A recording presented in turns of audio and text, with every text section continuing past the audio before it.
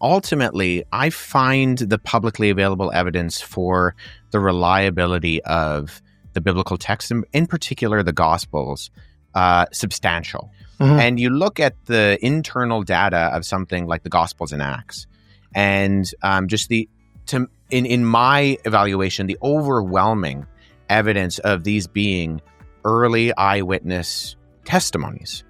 Hello and welcome back to the Tyndale House podcast. My name's Peter Williams. I'm the principal of Tyndale House, and I'm delighted to be joined by Wesley Huff, biblical scholar, historian, and Central Canada Director for Apologetics Canada. He holds degrees in theology, sociology, and is currently pursuing doctoral research on biblical manuscripts and ancient scribal culture. We'll be talking to him about that. He's passionate about making the case for the Christian faith in thoughtful and engaging ways, whether on university campuses, interfaith dialogue, through media projects, like his recent documentary, Can I Trust the Bible? We're excited to hear more about his journey, experience, and the making of his study of the Bible at an academic level, accessible, relevant for you, me, and people elsewhere. So, Wesley, welcome to the podcast. Yeah, well, thank you so much for having me. It's a pleasure. I have been a big fan of the work coming out of Tyndale House, so this is an honor for me to be able to discuss these things with you. Great. So we got to start with the first question: Wes versus Wesley. Yeah. Well, so my grandfather was a New Zealander, and he always called me Wes with a Z, and I kind of like that. The more it's the UK way of saying it. Nobody calls me Wesley apart from my grandmother and my sister. But I find that if I tell people my name is Wes, they often think my name is West with a T. So I usually introduce myself as Wesley, but in reality, the vast majority of people call me Wes. Any connection with John Wesley there? Yeah. So my dad, who was a missionary and a pastor, always said that he wanted two sons, one named Wesley and one named Calvin. He didn't end up naming my brother Calvin. He ended up naming my brother Nathan. But so I would say named after Charles Wesley, not John Wesley, mostly because I started reading John Wesley and I realized he wasn't the best father in the world. And so... Or husband for that matter, too. So Wesley in general, but Charles I would prefer rather than John. But both phenomenal individuals for who they were and what they did. And I'd love to hear a little bit about how you became a Christian and how that's shaped your approach to speaking about Christianity in public. Yeah, definitely. Well, as I said, my dad was a missionary and a pastor. I grew up in that environment. My parents were missionaries in Pakistan when I was born. So I was born there, but we left shortly after I was born because the Gulf War had broken out and Pakistan had taken the side of Saddam Hussein in that conflict. And so along with the accusation of proselytizing by my parents, we left the country, came back to Canada, which is where my parents were from, and then eventually went back to the missions field for a short period of my early childhood to the country of Jordan, where my father was the chaplain at the British Embassy in Amman for a little bit. And then we came back to Canada, where I spent, my early teen and late teen years here. And so a lot of shaping in terms of the background and environment that I grew up in.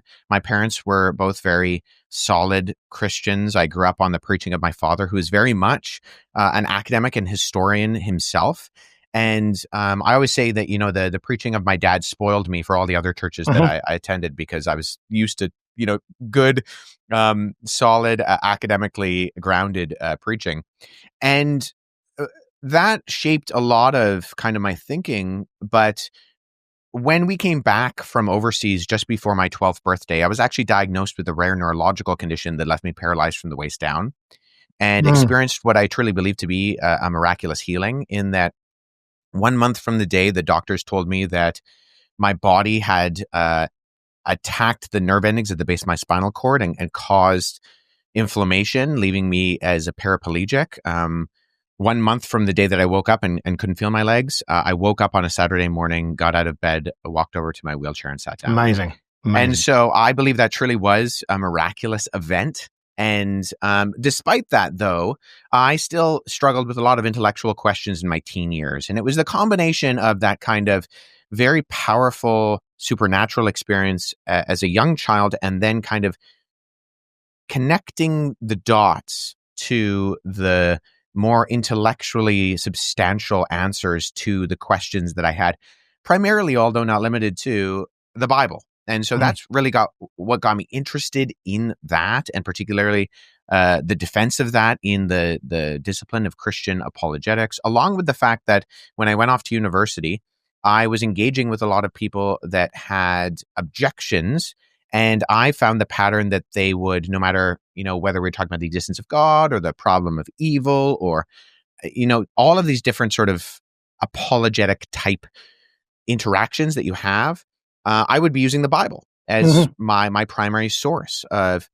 reality and morality and meaning and purpose. And they would say something to the effect of, "That sounds great, Wes, but you can't trust that."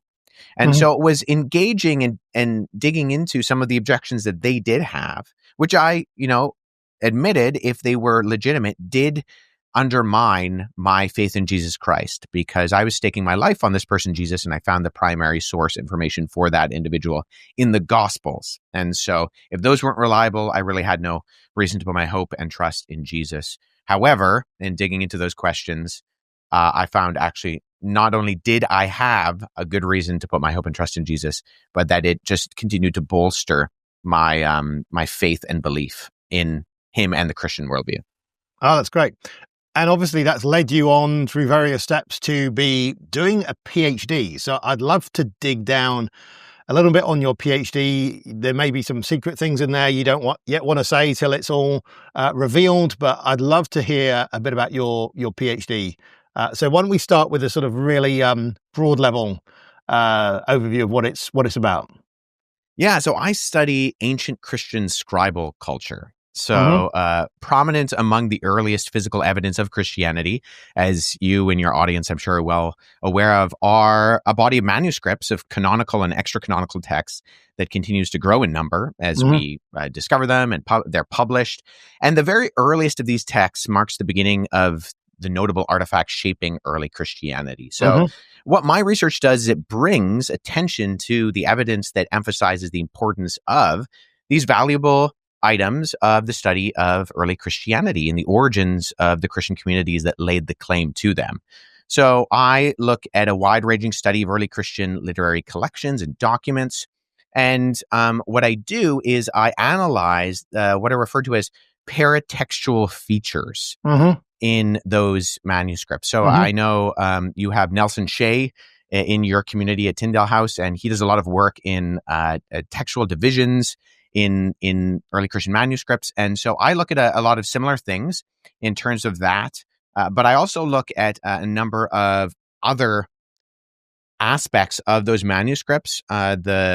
What are called scribal hands is a big part of what I look at. So particularly in 2nd and 3rd century documents, you have these different types of handwriting that give us a picture into how the scribe, their training and how close the development of these manuscripts are to, say, literary documents, or what we actually call documentary papyri. So things like receipts and government documents. And so in a number of identifiable features that point to the regulation and production of these manuscripts, I try to evaluate these and come to the conclusion, was this document produced for a private individual, or was this produced for some sort of public or liturgical use within the early Christian community? So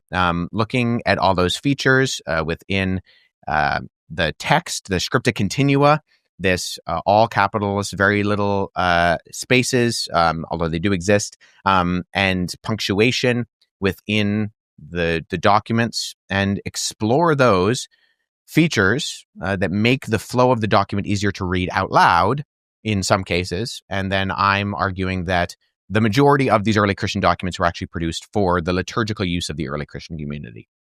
Okay. So we're just going to geek out for a bit. I know you and I want to communicate to a wide public. That's great. But we're going to have to go down into a little bit of the detail there. So are you looking at letter shapes as part of that?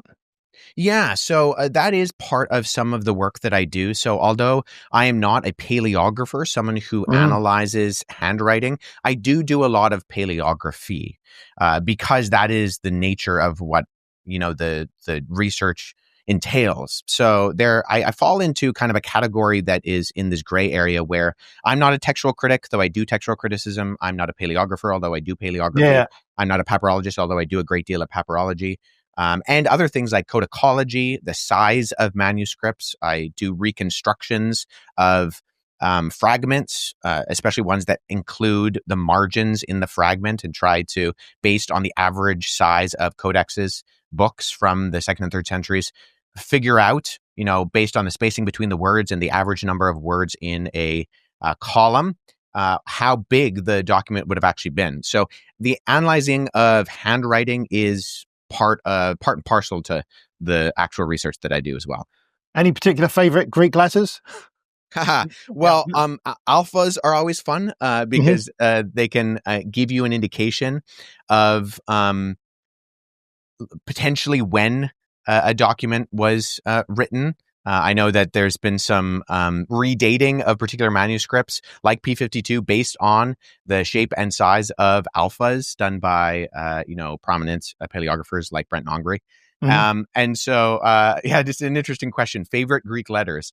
Not that I've necessarily overly thought about, but you keep an eye out for particular ones because they do and can give you indications as to what might be going on in terms of the dating. And then obviously reconstructing things, beautiful time on your appearance on the Joe Rogan Experience when you handed over this copy you had made of the Rylands Papyrus P52, often thought to be the earliest fragment of the New Testament, and just really great move there. So I guess, do you have lots of other replicas stashed away? I do, yeah. I guess it's a bit of a hobby of mine is making these papyri facsimiles, which has actually really helped me in terms of understanding, if I'm studying early Christian scribal culture, dipping my toe into the world of the scribal habits and actually doing it. So a number of years ago, I was in Egypt and I went to a manufacturer of papyrus and bought a number of big rolls. My colleague Andy was just in Egypt couple months ago and he got me more, and so I have been producing a number of those. I've made a number of P52s. You can see so this is one that I made. Joe Rogan, obviously I gave him one of those. I can show you one I recently made. So this is P39, which is actually currently held at the Museum of the Bible in Washington, D.C. So I was just down there and got to see the original autograph, if you will. Incorrect usage of that term, but the original fragment. And so when I got back, based on some of my notes and some of the pictures, I recreated P39, which is an Oxyrhynchus papyri. So I try to try to get the size of the manuscript as close as possible, and the size of the letterings. So it's not an easy task, but it really has helped me, especially in thinking about something like, was the scribe writing in a hurry? You can, when your actual hand is copying these, especially because I'm trying to copy them as carefully as possible. And then I look at a manuscript where I see certain things that I can, even put myself into the place of the scribe and think, oh, they're trying to be careful. They're making these very nice letters based on the exemplar, or are they doing this in a hurry? In which case there are certain things that fall into the handwriting that are discernible. So in sort of this hobby that I've developed in making my own kind of fun papyri facsimiles, it has actually helped me to not just conceptually visualize, but actually put myself in the place of these ancient individuals who are copying these texts, in that I can picture what they're doing in a far more tangible way. So what started as just kind of a fun hobby has actually helped me to understand in my own research what actually might be going on hypothetically in the place of the scribes. Now, that's great. And that leads us on to the next question, really, which is about the whole question of making discoveries. So, I mean, a lot of people might say, look, people have been reading the Bible for centuries. Is it really possible to make new discoveries about the Bible? I mean, and how would you respond to that?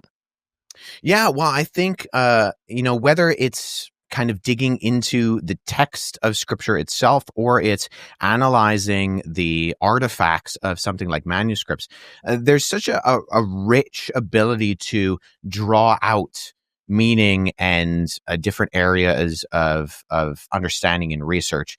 I mean, in one sense, the text of scripture is the text of scripture, and discoveries like something like the Oxyrhynchus papyri or the Dead Sea Scrolls don't radically alter our understanding of the text as we have it on the page.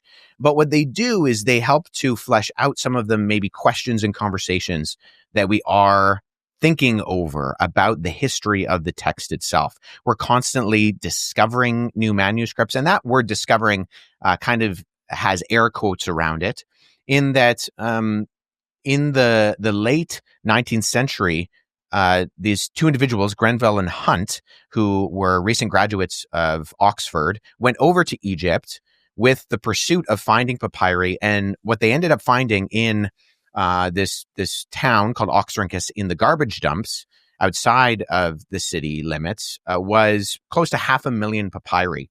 And so a lot of the papyri that are quote unquote being discovered now are actually ones that we've had for a while, but because of the sheer amount of manuscript evidence that exists, we're still working to publish those things. And so there was a manuscript published last year, the year previous, which was Oxyrhynchus papyri that we had previously, but there had only been a few individuals who had analyzed the text to the point of it actually being published in the Egyptian Exploration Society's formal publication. And so sometimes we're discovering things in terms of pulling them out of the sands of Egypt and Israel and Syria and Iraq. But other times it's simply the fact that we have these, and it just requires manpower and effort to actually analyze them and maybe even identify them as a particular document, biblical or otherwise, and then get those published and out into the hands of the academic community where they can be analyzed and discussed and debated upon. Yeah, that's a great point. I mean, of course, that's just what's been dug up, and you think how much still lies under the sands of southern Egypt, you know, and there could be Oxyrhynchus times several still under the sands, but no one has the time or resources to go looking for all of that. So it is that the amount of research there is to do is absolutely massive. People just need a vision for it. Okay, so next question then is, imagine you had several lifetimes. Okay, you've got eternity, but several lifetimes here. What else might you want to be learning about? That's an interesting question. I'm not an archaeologist, but I'm always fascinated by archaeology and the process of actually sticking shovels in the ground and sifting through the dirt and the stratigraphy and figuring out when something might have come into existence. And I've even felt a little bit of that in my own research, in that if you look at how archaeologists date something like pots by looking at the different sizes of pots, or even the lips on the top and the kind of measurements that go along that, whether they have a handle or don't have a handle. And then when I do something like codicology, and I'm thinking of, okay, how does the size of this particular manuscript, this particular codex, influence the way that it was actually used? I've drawn that parallel. This is not unlike trying to delineate information archaeologically, although I'm not out in the field, I'm sitting in my office and I'm looking at a fragment on a screen and trying to reconstruct it hypothetically.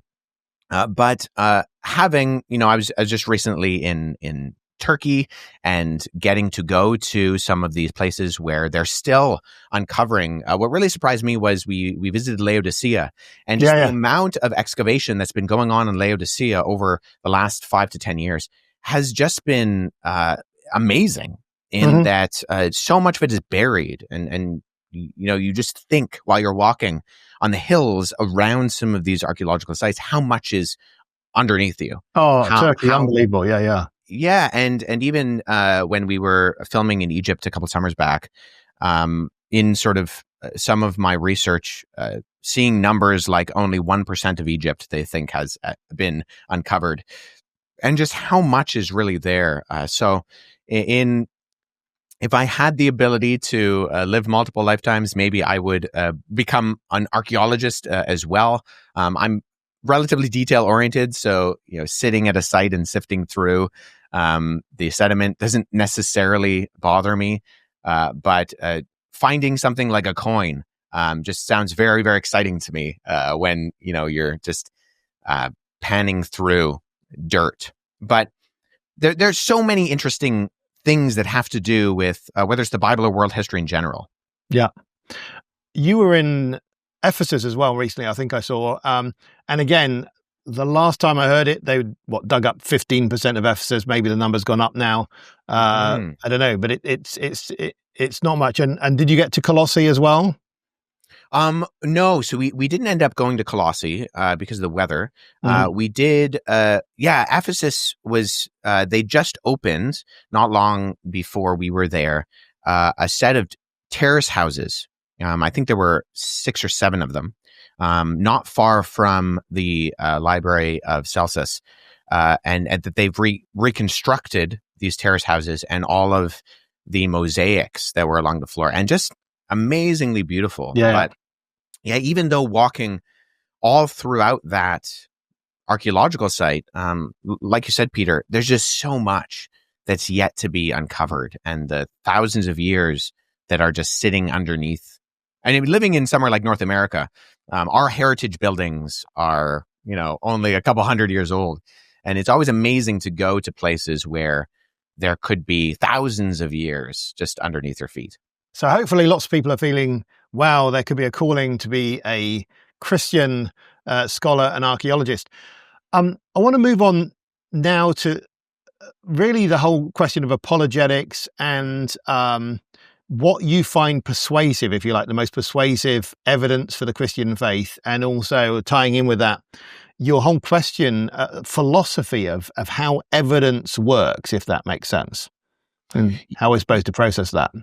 Yeah. So, ultimately, I find the publicly available evidence for the reliability of the biblical text, and in particular, the Gospels, substantial. In that when I look at something, especially when I do comparative work on something like the apocryphal Gospels, the Gospel of Thomas, the Gospel of Judas, the Gospel of Mary, these documents that come from subsequent decades and centuries after the time frame of Jesus, and they're appropriating individuals who are tied to Jesus and ascribing words onto the lips of Jesus, but in times when the individuals who would have known him would have been long dead. And you look at the internal data of something like the Gospels and Acts, and in my evaluation, the overwhelming evidence of these being early eyewitness testimonies, and especially compared to something like the sayings list of the Gospel of Thomas or the Gospel of Philip or the Gospel of Peter or Mary. The amount of evidence that I think is speaking directly to this coming from someone who knew Jesus or someone who knew Jesus is profound in my estimation. Yeah, and so I certainly agree with that. Yeah. And so in terms of apologetics, it's been interesting when I started really getting involved in apologetics. I think that the field was saturated with philosophers. And I think for probably a good reason, in that in the early 2000s and then onwards, you had this rise of new atheism and individuals like Sam Harris and Daniel Dennett and Richard Dawkins, who were really Christopher Hitchens, who were making far more philosophical arguments against the case for God. Mm-hmm. Not always very well, but that was kind of the punch to what they were saying. And the influence of the historical data was largely sidelined. And now I think we're in a period of time where new atheism is kind of passé. I think people have realized the vacuousness of the conclusions that were drawn from telling people that they're just a product of time plus matter plus chance, and they don't really have any ultimate meaning or purpose. And, you're just going to die either now or with the heat death of the universe. And so try to make your own meaning. I think we will realize that didn't really give them much to go off of existentially, metaphysically, but also it just wasn't overly convincing as time went on. However, I think now people, what I find, are really interested in, okay, I'm looking at something like the Bible. Is this really communicating real things? Can we put these people on timelines and find their placings within history? And so I find, myself being very encouraged, optimistic about the growing interest that there seems to be about the historicity and reliability of the Bible in general, but particularly, these source documents that give us the information about who Jesus is. And have you articulated any particular sort of philosophy of evidence, in a sense, how it persuades, how it works? Yeah, so I think in terms of the historiography of what we're looking at, in terms of the internal and external data regarding the reliability of the early eyewitness testimony. So things, actually, your own work, Peter, on Can I Trust the Gospels, and some of the internal data, some of the work that individuals like Lydia McGrew have capitalized on in undesigned coincidences. I think these lines of argumentation are very convincing in the fact that they point to the verisimilitude of the text, the appearance of truthfulness, likelihood, and probability. And in doing comparative work with other biographical sources within the ancient world, I find that the Gospels are very not just well put together, but in a lot of cases are some of our best evidence for comprehensive ancient biographical material of an individual. I know you've talked and published a lot on the evidence for the Emperor Tiberius. So whether it's though the biographers that encompass that, or whether it's someone like Socrates with Aristophanes and Plato and Xenophon.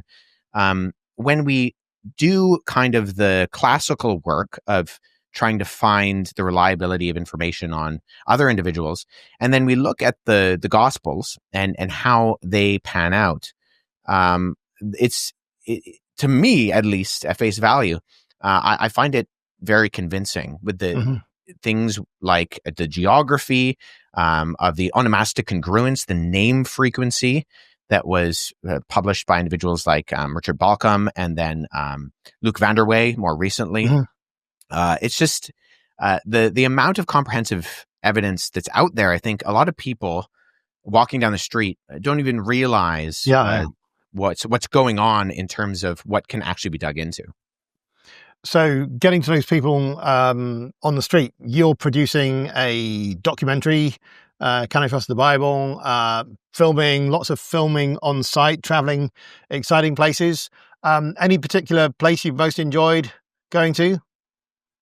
Yeah, well, it was fascinating going to somewhere like Oxyrhynchus in Egypt that I mentioned previously, because I read a lot about Oxyrhynchus, and I know a lot of people who publish a lot about Oxyrhynchus, but I haven't actually ran into that many people who have actually been to Oxyrhynchus. Oh, absolutely not. Yeah. And I mean, from an archaeological standpoint, there's not that much to look at, especially in Egypt, where you have places like, Luxor and Giza, and that are just kind of mind-blowingly impressive archaeological structures of this, monuments and statuary. But that was really, in terms of the connection points of history for me personally, to be sifting through the Oxyrhynchus papyri in my own academic work, and then to go and kind of picture Grenville and Hunt, walking through these areas and discovering some of these manuscripts, was really profound for me. When we were just in Turkey, only a couple of weeks ago, we went to what is the modern city of Iznik, which is ancient Nicaea, and visited the basilica in Iznik Lake. I saw the photos. Yeah. Yeah, so that was really something to think about. This could very well be the place that in 325, those 318 bishops got together and discussed the Arian controversy. So I think one of the things that we at Apologetics Canada have really been trying to do is communicate the narrative of some of these things, and not just talk about them, but talk about them in what could very well be the place that they took place or were discovered or happened. So in this last iteration of the filming that we are doing, we're talking about what did and didn't happen at the Council of Nicaea as being a springboard to talk about some of the Da Vinci Code-esque conspiracies about that being the place where the books of the Bible were chosen. And which is obviously not true. And then actually talking about a council that did talk about the books of the Bible. And we traveled to Trento in Italy and discussed the Council of Trent and the Counter-Reformation, and filmed that in the churches that the Council of Trent actually took place in, which was, once again, just putting the building blocks of an actual place in around us when we're talking about it. Great. It makes it very tangible for me, and hopefully the idea is that it will kind of bring alive that for the listener and viewer. Well, I think it's incredibly important to see these places, and you never know. I mean, just things go in just in terms of your own knowledge and development. The fact is, you're still, for me, very young. You're on a trajectory, and hopefully will be serving for many years. And the fact that you're getting to these places and therefore you can speak with some authority and insight, I think is just wonderful. So obviously you had a major increase in your visibility after the Joe Rogan experience. And since then you've been popping up in my timeline everywhere with lots of other things, Piers Morgan and so on.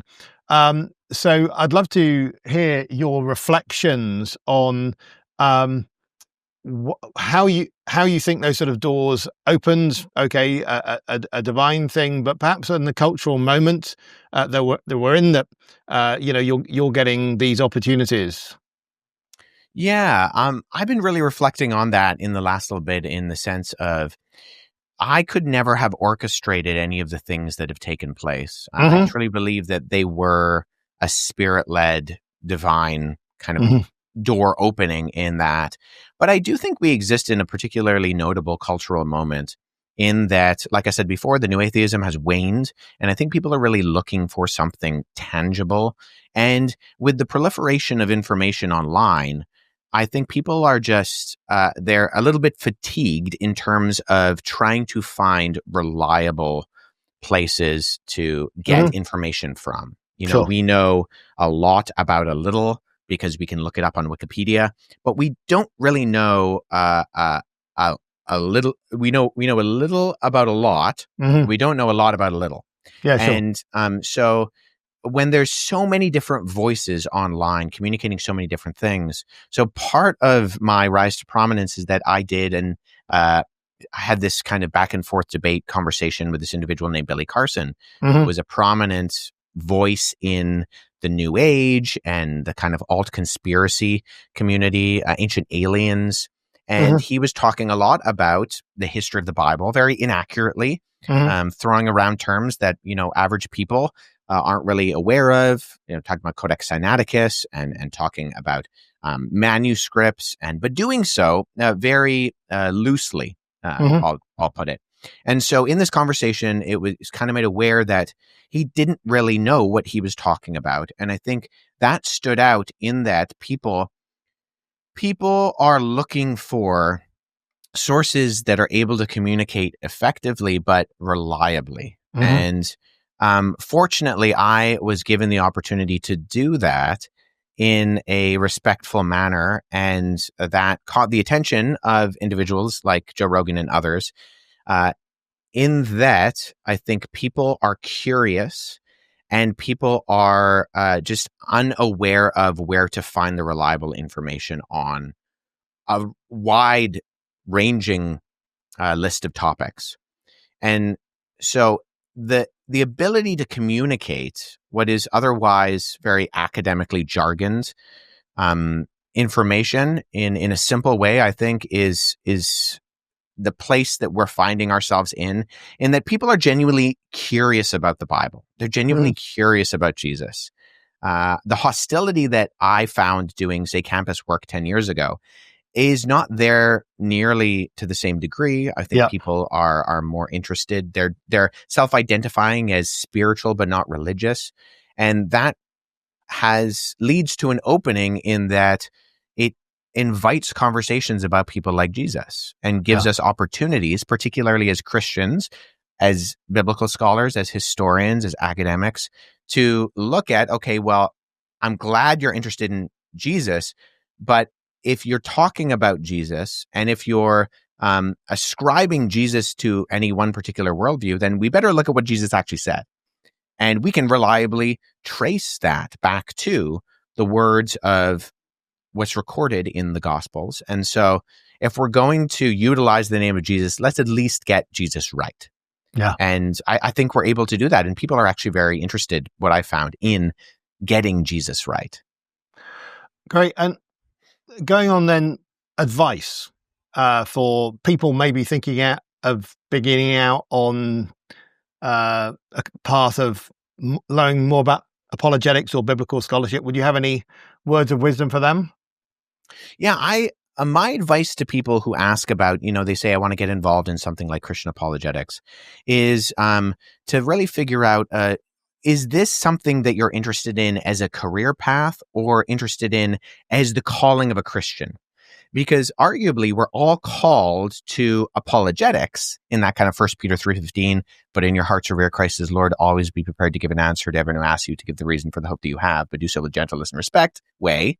But that doesn't necessarily mean that your job description needs to be Christian apologist. And in some ways, the average person is able to engage apologetically and evangelistically in a much more practical way in the public workplace than, say, a Christian apologist is who is, say, speaking at a conference or on a university campus. Absolutely.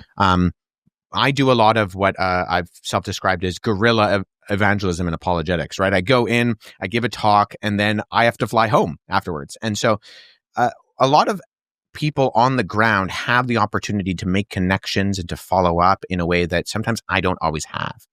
And there's a value in that. Likewise, if someone is interested in making it as a career, my advice to them is find out what truly interests you and zero down in that. Yeah. Because apologetics is most useful when it is in a particular lane: history, science, philosophy, etc. Yeah, absolutely. Going forward, any particular projects you've got coming up? Obviously, I know you're expecting an addition in the family and you're looking to finish the PhD. Anything else? Like that's quite a lot. Yeah. So the next two episodes of Can I Trust the Bible are going to be rolling out. We have episodes 1 and 2. Episode 1 talks about the canon of Scripture very briefly in terms of we discuss the apocryphal Gospels. We travel to Nag Hammadi and the discovery of the Nag Hammadi library, the Gospel of Thomas, and why you have Matthew, Mark, Luke, and John in your Bible and not Matthew, Thomas, Judas, and the secret Gospel of James. And the second episode talks a little bit more on the text. How can we have confidence that what we have now is what the original authors wrote? These next two episodes, as I mentioned, are going to be talking a little bit more on the canon of Scripture in regards to what did and didn't happen at the Council of Nicaea, touching on, likewise, the Council of Trent and why, say, Roman Catholic Bibles have extra books in their Old Testament and why Protestant Bibles don't have those. So kind of giving some explanation to those conversations in regards to the trustworthiness and reliability of the Bible over time. Down the road, after, the letters are behind my name, I would really like to add to the repertoire of the Can I Trust the Bible series with a book. I've always had the goal of writing a children's book on these topics. A lot of people ask me, I have 3 children, another on the way. And I'm constantly asked, what are some good children's books on these topics? And there do exist some out there. But in terms of explaining, how do we go from ancient papyrus and parchment to modern day print? My wife is a kindergarten teacher. Co-writing something on that would be a goal of mine to really get this information out into little hands and get them interested in early on. That I think would be something that I would both enjoy and has a need for it in the world today. So lots of things going on. We at Apologetics Canada run a number of conferences, and so we're already thinking about 2026. We're going to be running on the theme of history, and so we have at least 2 annual conferences, one in British Columbia and one in Ontario, that happen in March and November. And so putting those things together, but lots happening in both our little world of Apologetics Canada and the broader world of, the church. So I'm very encouraged by the opportunities that I get. Look at me now. I'm on the Tyndale House podcast. It's only down from here, right? So there's lots of excitement, I think, on the horizon. Yeah, well, great. Well, I'm so grateful you've spent this time with us, and you've got so much going on. And so thank you for sharing with us. Before we close, I want those who are listening to be able to, if they want to explore more about getting involved with Apologetics Canada, what should they do for that? Yeah, so apologeticscanada.com has the information about where we're going to be speaking. I'm part of a broader team, which includes 5 other speakers who are spread across Canada, from coast to coast, British Columbia to Halifax. And so we're running events throughout this country. A number of us are speaking in the United States and in Europe. My colleague Andy is going to be in France in not too long. And so there are things that happen. I'm going to be in Australia and New Zealand in the fall. So there's lots going on, and you can find out the what and the when about those things at apologeticscanada.com. My website, wesleyhuff.com, also will kind of echo that information, but the primary place to go is apologeticscanada.com. No, that's fantastic. And so we're so grateful for the time you spent with us. We look forward to hearing about the progress with your PhD.